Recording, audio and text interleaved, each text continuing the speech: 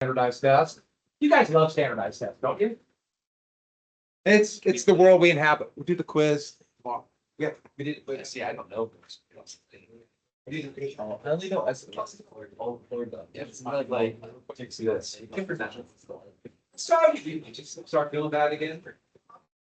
I saw you yesterday morning. Or it's Then you weren't here. Oh, yeah. it goes 1, 2, 3, 1, 2, 3, 1, 2. Oh, I see. I know that. I remember. All right, here we go. Herbert Spencer came about his survival of the fittest, where he took natural selection and said, what was natural? Difference, yeah, classes. But then that soon become classes, and then also difference between what? Race and sex, gender, and what else? We have class, race, okay, we got it all, right? Yeah. And what else? You got it, my fault. And he turned out to be nuts. He was, he cared too much about the poor, and not, he barely did it. Who would become the patron saint of social Darwinism? The American. Yeah, Sumner. Sumner would. And basically, natural selection, there was environmental differences, species surviving, exactly the same as the cutthroat world of the market. Exactly the same. And the big reason we care about this, why it is so important, is it set up the rules that make us today. That's what history is. We know why we are. And social Darwinism believed, what about the government? They should not help working class or poor people because what would they do with them? What will poor people do with the money? What will working people do? Say it again? Yeah, waste it, drink it. Okay, 1890, they'd say drink it away. 1980, crack cocaine. That's what they would say. Today, what would they say? What's the drug that's a real problem? But fentanyl, I heard something. I've heard someone say like meth. But the new drugs. Because why are they poor? They're what? What is wrong with people according to social Darwinism? Why they're poor, working class? They're lazy. They can't control their vices. They're morally corrupt. Those on top are superior. You have a question or just suggestion? Go ahead. Well, you can have a question. And who should they help? Who should government help? Yeah, the upper class. Yeah, the wealthy, which is what type of economics? Laissez-faire, which would become, by the 1890s, more and more they start calling that conservative economics. The conservative economics will get another name, we'll get to it, called trickle down, supply side. I mean, that's what it is today. There have been massive tax cuts, and about 90% is going to the top 10%. It's huge. Why? Social Darwinism. So, Spencer, we got that. Let's get rolling. We are not here yet. Did we get to? So we got to this, right? Yeah. Did we get to this? So eugenics. Eugenics would come out of social Darwinism in the United States. So you can really see the influence of Sumner on this.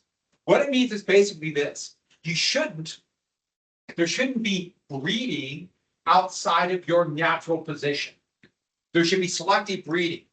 Because if the people on top, if they breed with somebody below them, the unfavored class, that will weaken the entire society. Because that hybrid will be inferior. And so, selective breeding. You should breed with people from your own class, race. Okay, obviously sex is different, but breed from there. And so that would say in the United States, part of the reason would be, therefore, we have to be wary of immigrants. What part of the country what part of the world were the new wave of immigrants coming from in the 1890s to 1920? You remember? Here. And they said they were inferior, polluting our blood. So eugenics started in the United States, and it was nativist, very nativist. And so this map right here is an American eugenist map, and it's trying to say your country of origin. And if you didn't come from here, meaning you weren't racially and class pure, what they say by class, you're more intelligent. The lower the number, the less intelligent and the less racially pure.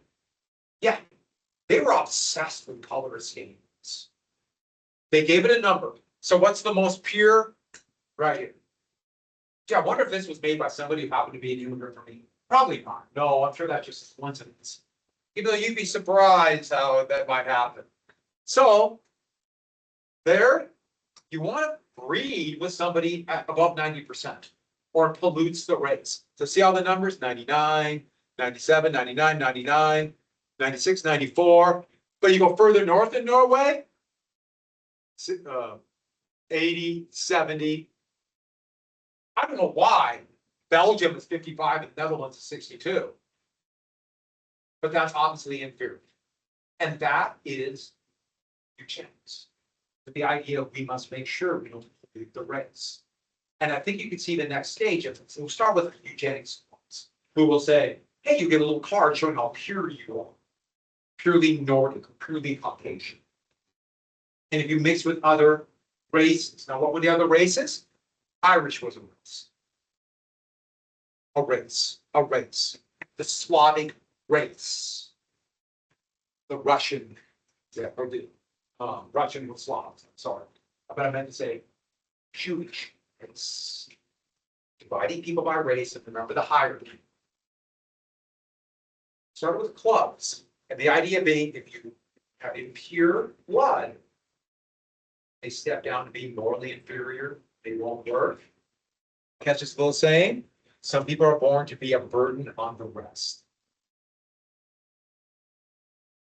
I think you can see the next step, you get state enforced eugenics.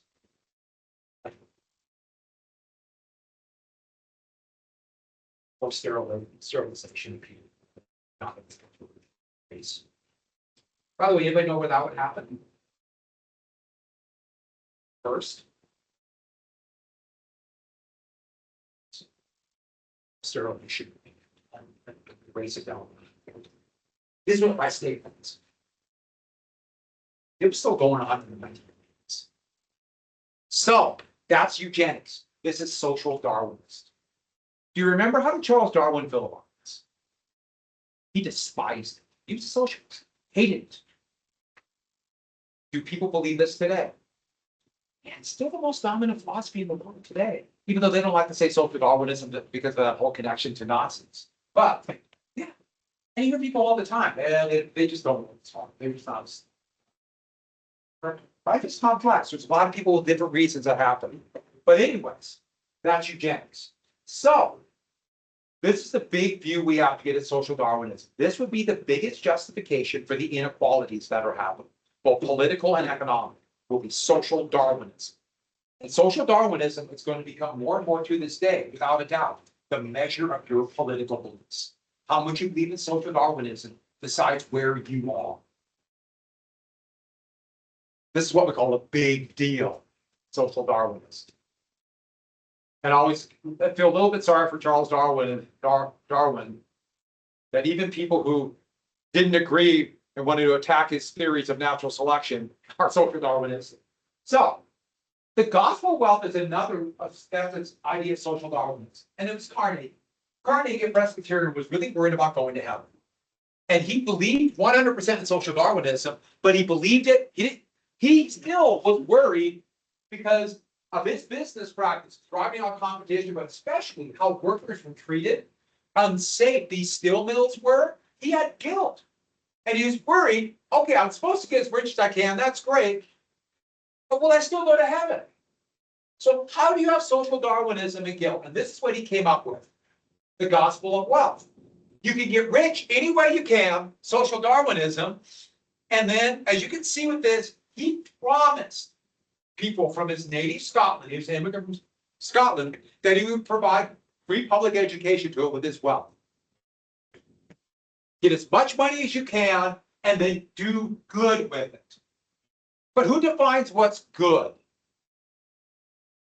And so first off, let's be very clear about it. The gospel of wealth is good and it's God's blessing.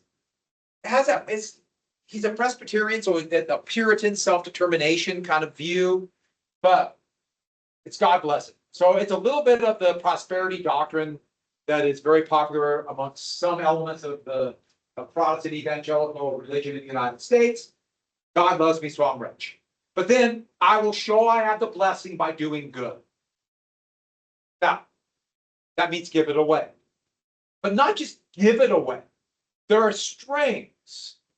It's called, because the wealthy know best. Remember, he's on top for a reason. I can't just give it to the riffraff, because what will they do with it? Controlled. And there's a term for this controlled charity. You've probably heard this before. It is not just charity. It is controlled by the person giving the money because they know best. It's called philanthropy. Directed charity by the person giving the money.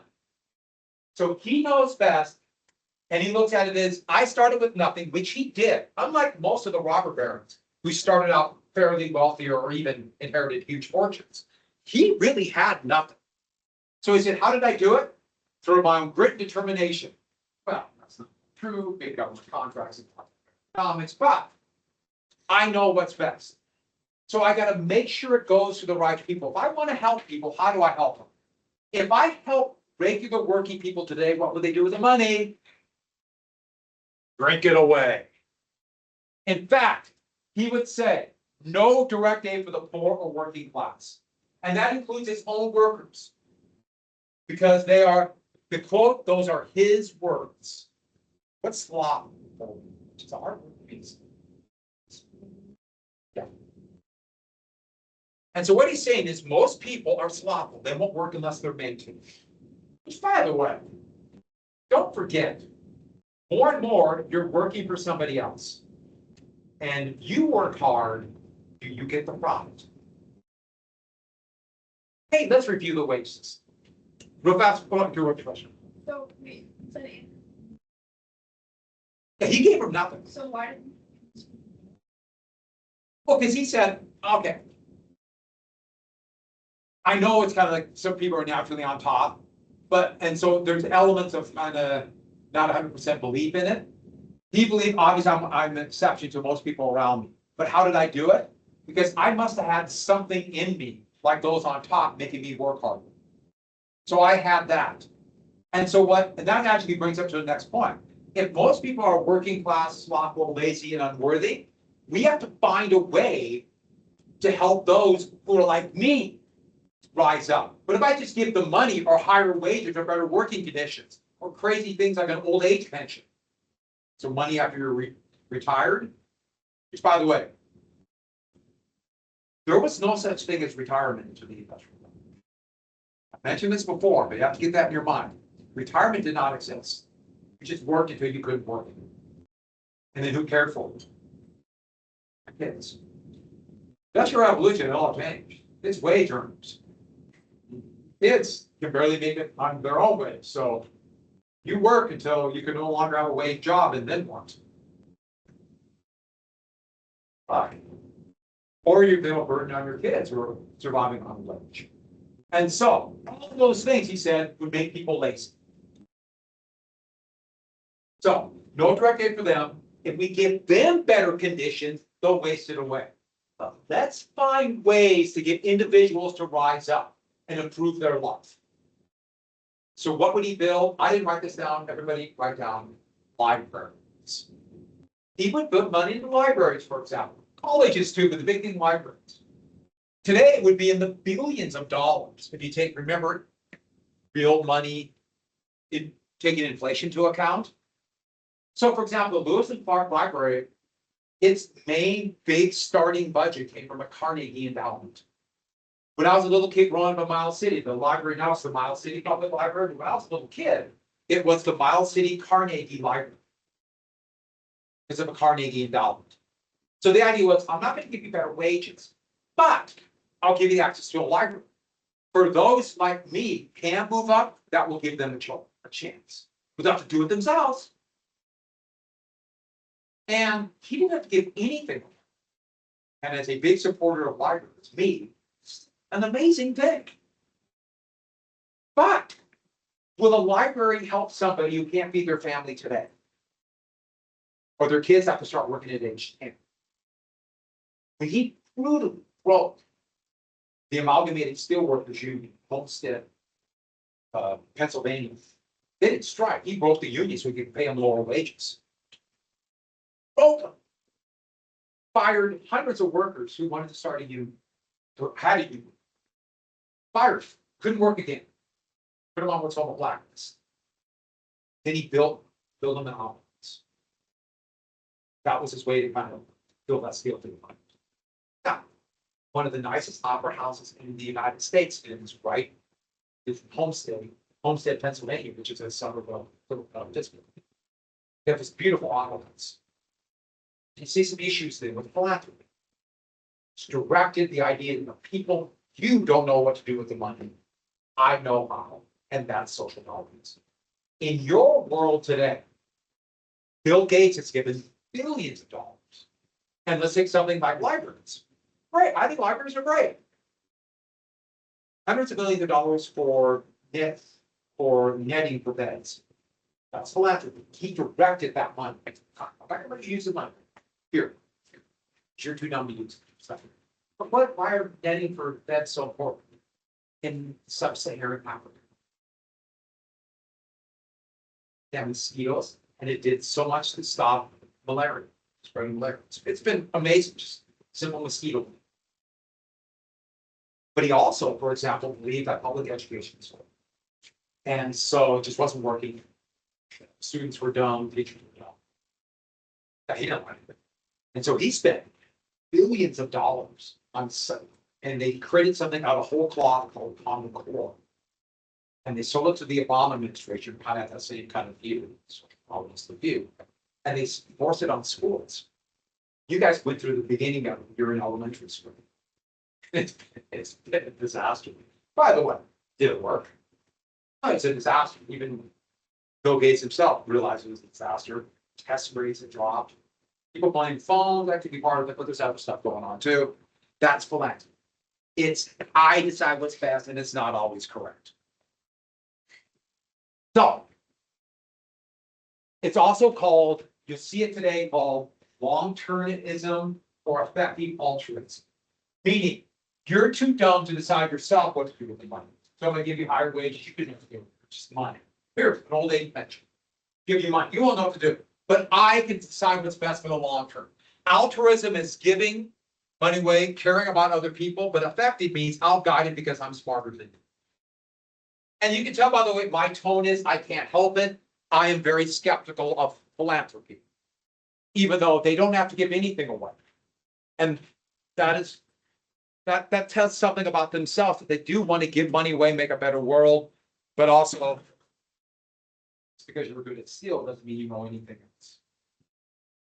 Just because you're good at appropriating ideas on computers doesn't mean you know anything about education.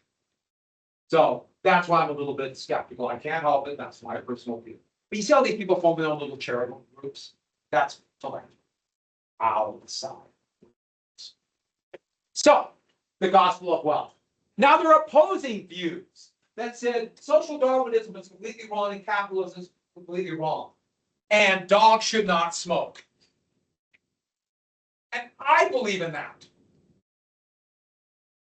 And if you put down dogs should smoke on a test, I'm going to do it. Is that fair? And not just in this box. It'll follow you for the rest of your life. And I'll go back to previous ones.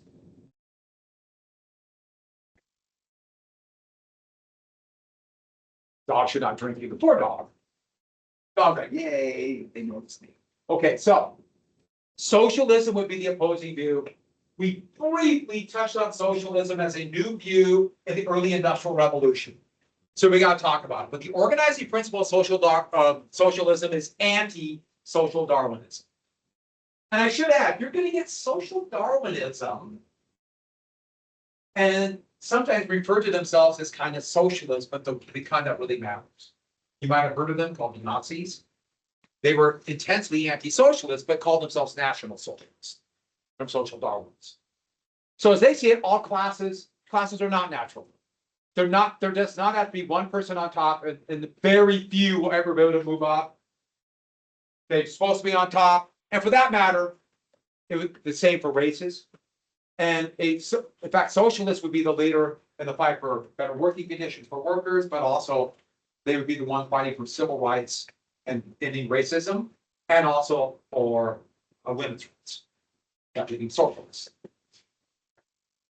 So they believed in a classless society, so equal political and economic opportunity. But not everyone getting exactly the same. Even the most radical socialists did not believe that. We'll get to different elements of that in a second. But get rid of the differences between the classes. And workers have to control the means of production. Meaning the capital. Workers controllers. So this is a vastly different point of view. So we have the capitalists took the risk and the profit, the robber barons. They would justify what they're doing through the gospel of success, but more importantly, social Darwinism. And now we're saying, no, we have another group that we have this group, and then we have the other group saying, no, this is wrong. And what they're saying is workers' rights, civil rights. So you're getting socialists would be the first ones to fight for better working conditions. What's the most basic one? An 8-hour workday. This is actually from British socialists, soon to be members of the early party called the Labour Party, which are no longer socialists, but which, by the way, new concept, 8-hour working day or a working day. Remember, before the Industrial Revolution, the wage system was not there. You worked until you were done. It was different. But they're also one fighting for civil rights.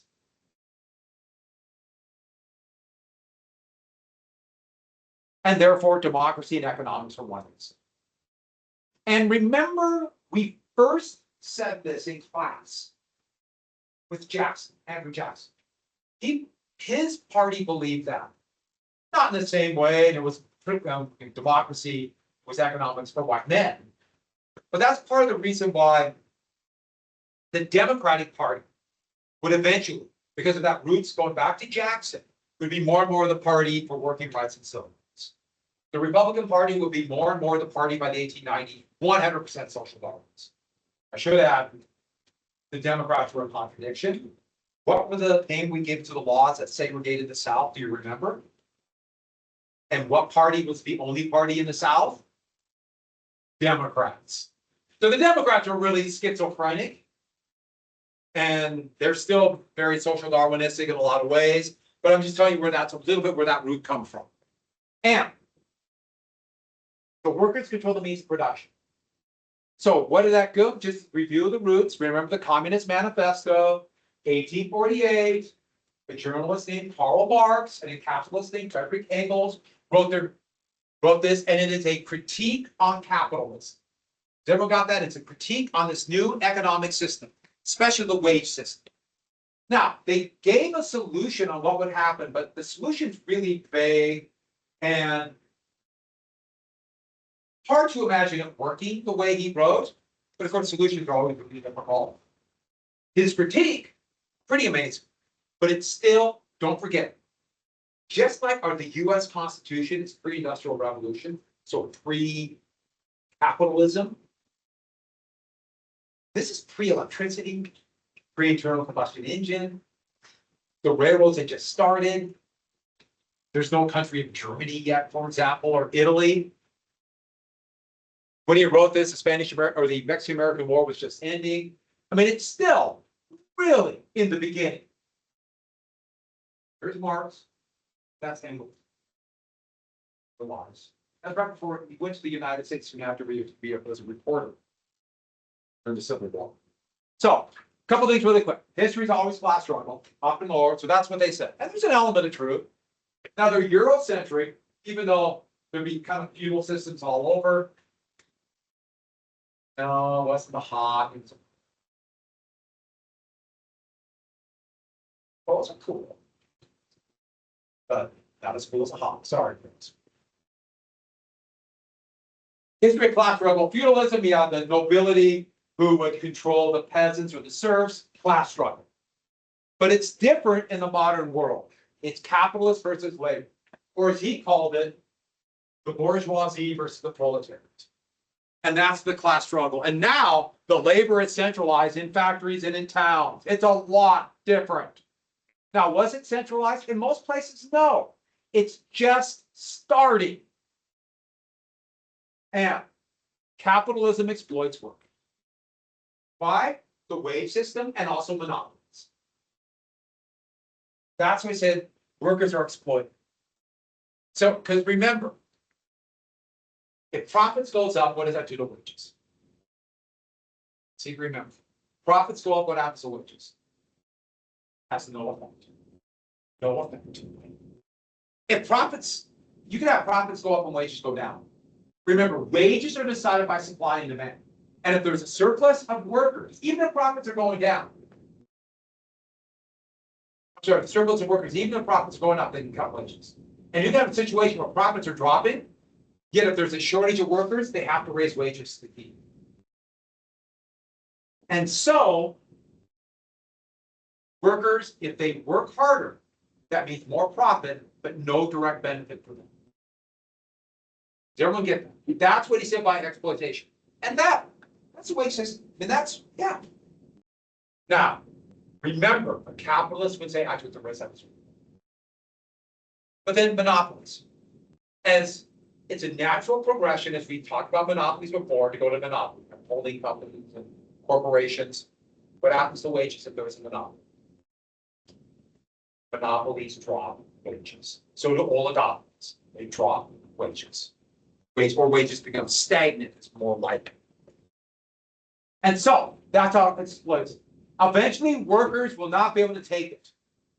Oh, capitalists might do things to buy them off. He called it bourgeoisie socialism. But eventually they can't take it. And they eventually have to realize we must take over the capital. We got to take it over. We got to take control. Now you can imagine the capitalists don't want to give up the capital for obvious reasons. They took the risk and want to continue to make money. And that's going to lead to revolution. But here's the big.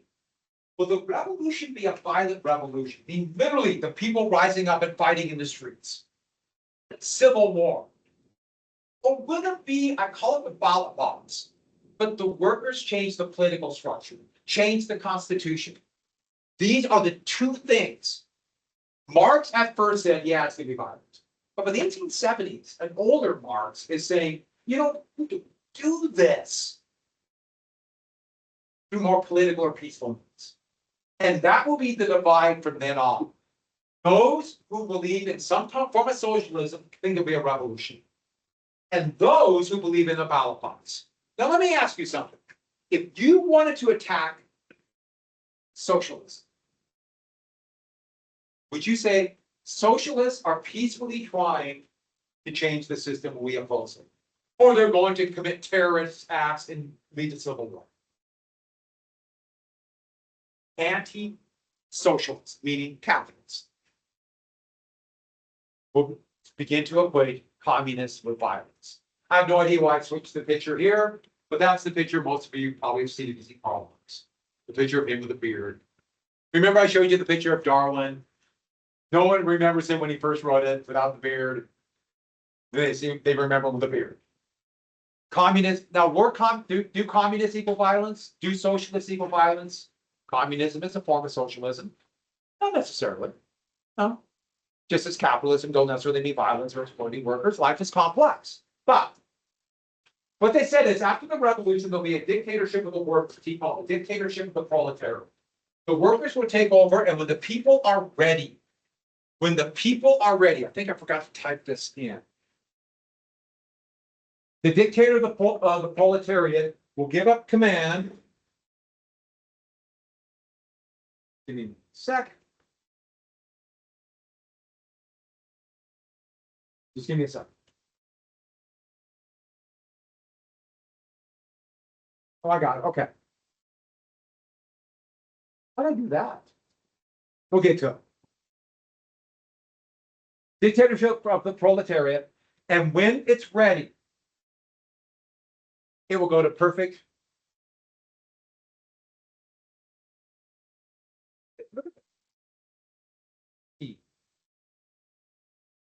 It'll go to perfect socialism. When the people are ready. What is perfect socialism? Complete democracy, economic democracy.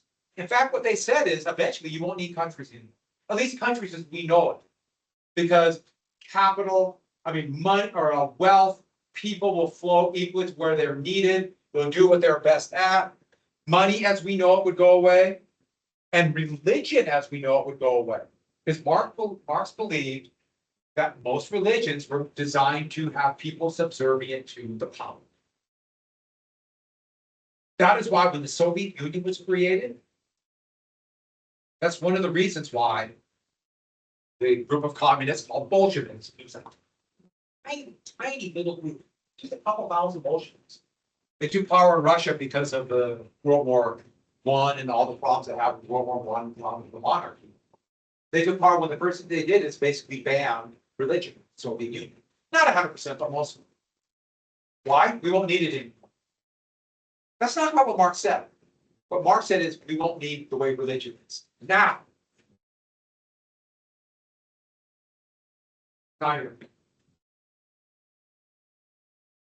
so, would all fade away.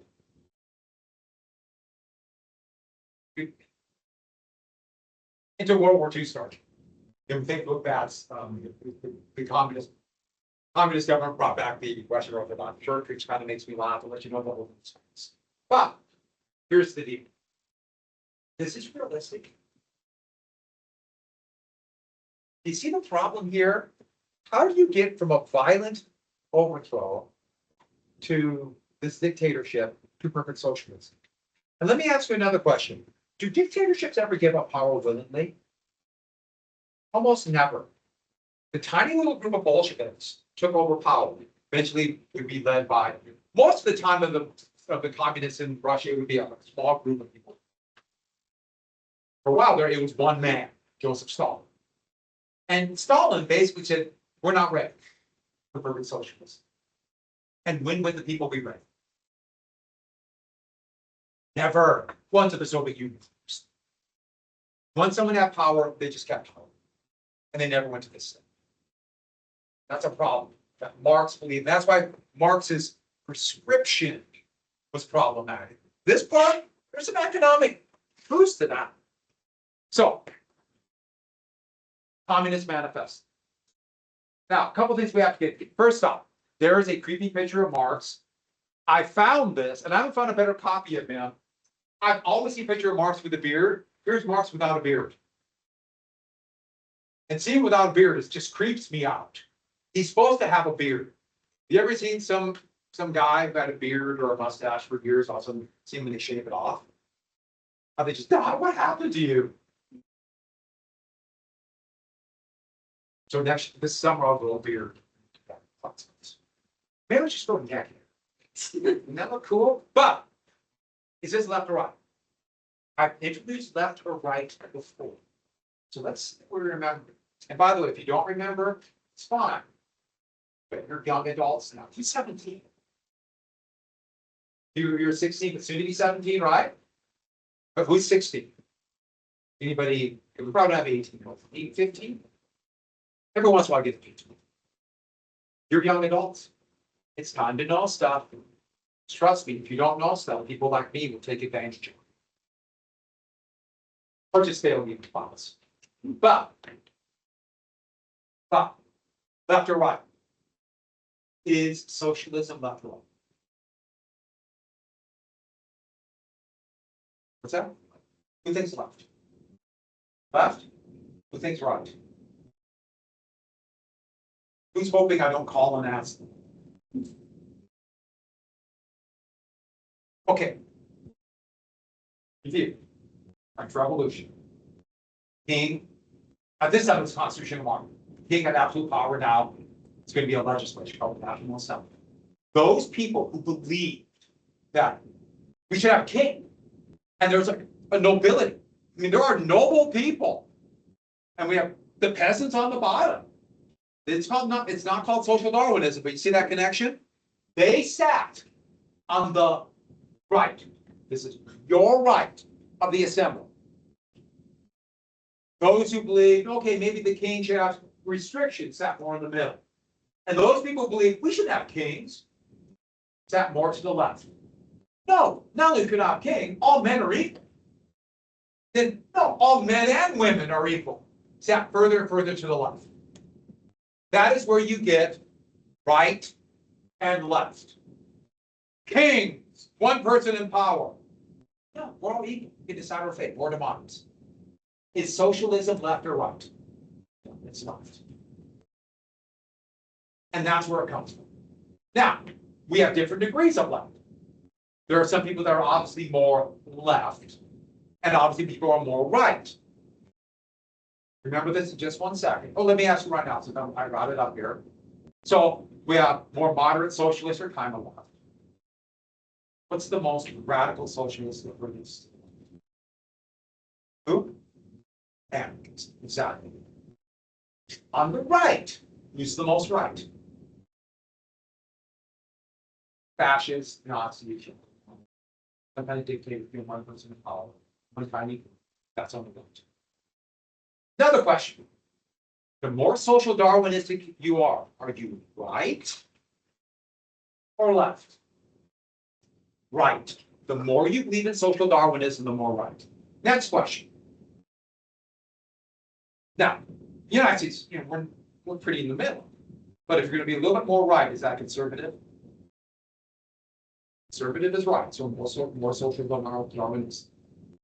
Left, liberal, progressive, less social. Now, is anybody 100% one way or the other? It doesn't exist. You have people that are living this, or they just don't know. No offense. I'm not trying to offend you. You're very smart. You're smart people. You're going to do very well. But you still didn't know when I said socialism or left or right, or at least we're not sure, right? So you got a lot of people like, I believe this, and don't realize you might be talking both sides. So we're learning. That's why we're here. I'm learning too. I learn stuff every day. Aren't I cool? I like some of you now, like maybe you can suck up a little bit that way, but. Good morning, staff and students. Staff, students, I just wanted to give you just a reminder here, just kind of a little announcement, just regarding the fact that the Helena Public Schools recently received notification that harmful materials were found near a business that was off campus near Helena High School. So not Capitol, but Helena High. The Helena Police Department has advised to us that we keep students inside the building and not protest today. And this was in light of the fact that we did have maybe some students that were planning on participating in a protest here soon. So in abundance of caution and for the concern of the safety for all of our students, we have encouraged the organizers of this student-led walkouts to please cancel, once again, for their safety.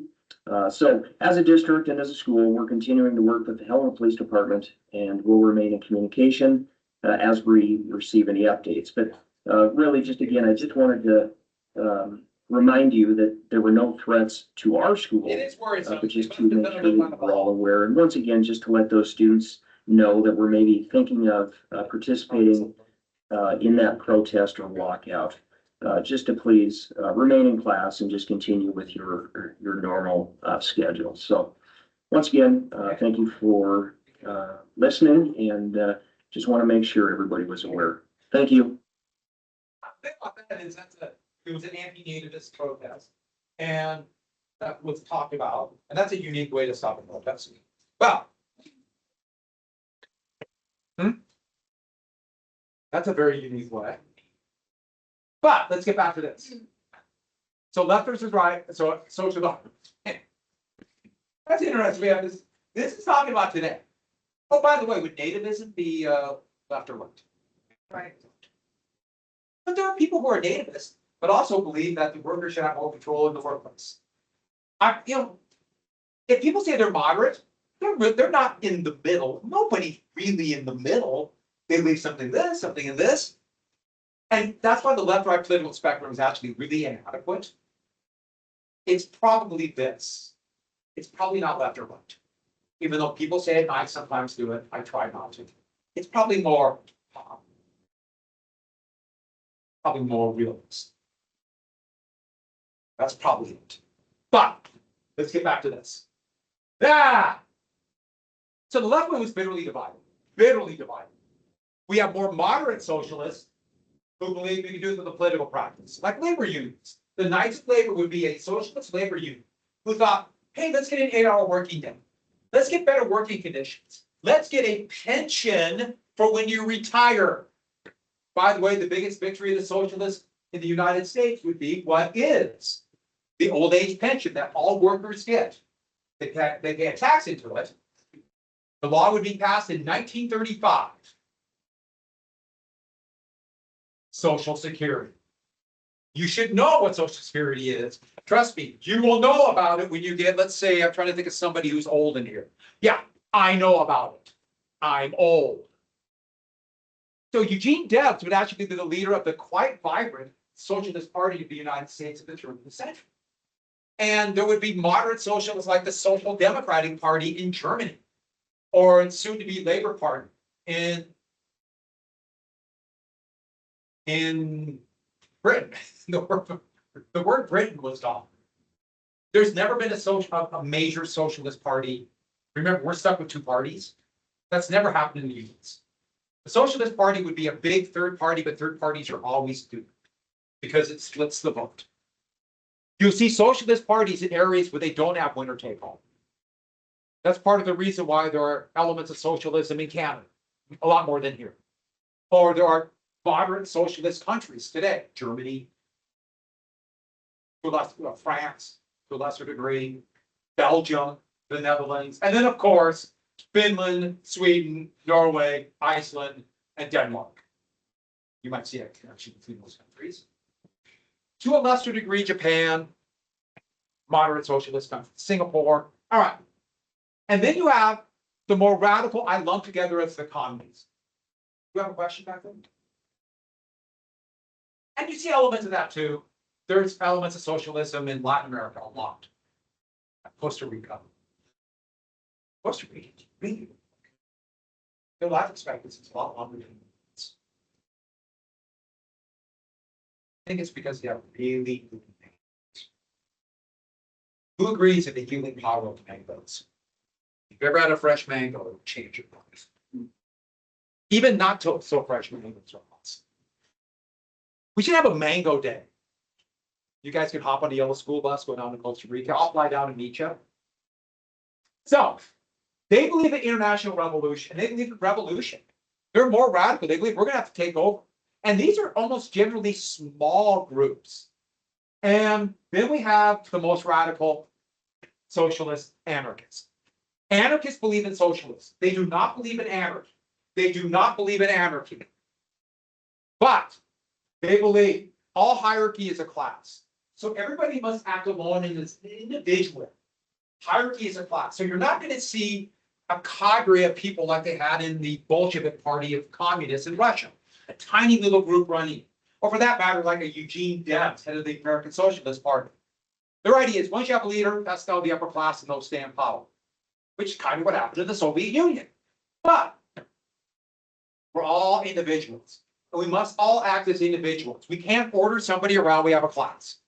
So, class of the society, they mean it. So what we'll do is blow up the existing order. Blow up the existing order. Now let me be clear about something.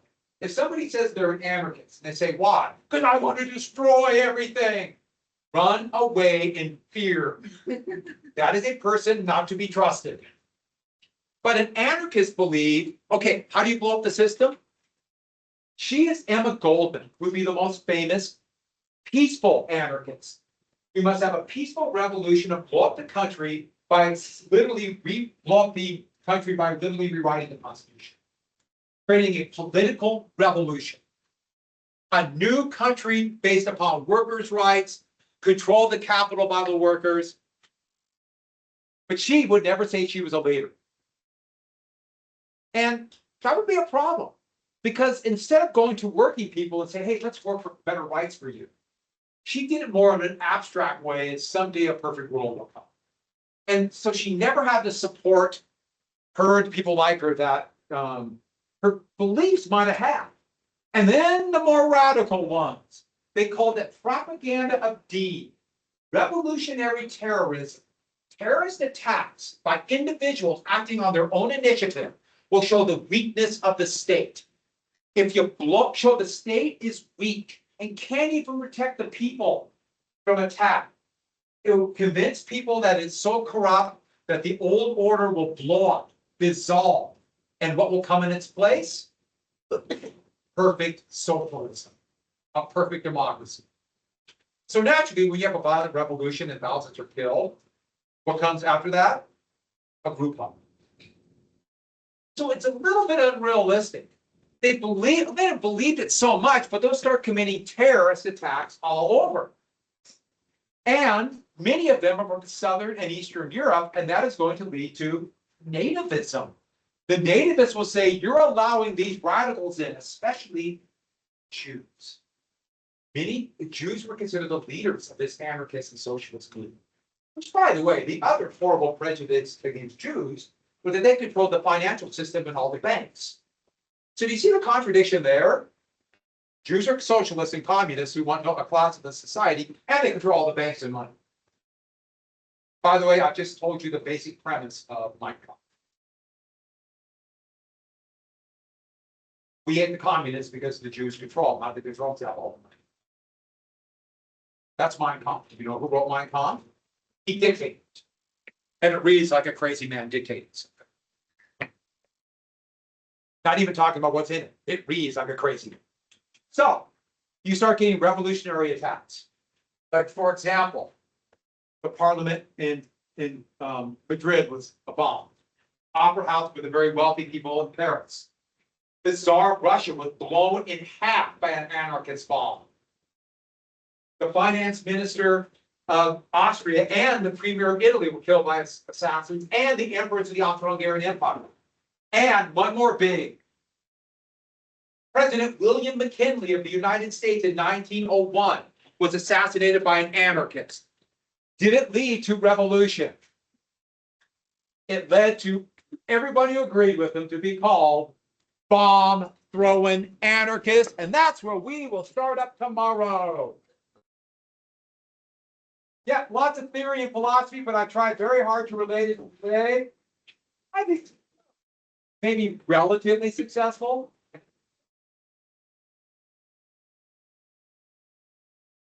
Looking over some of your head, I get it. Marks! That was very convenient, don't you think? Oh, yeah. Oh, yeah. And then like the message he was saying was like kind of really vague, like obey the state and class little factory workers. There's an element of that. That was a bit suspicious. I will say without a doubt that wasn't what Mr. Zam told me.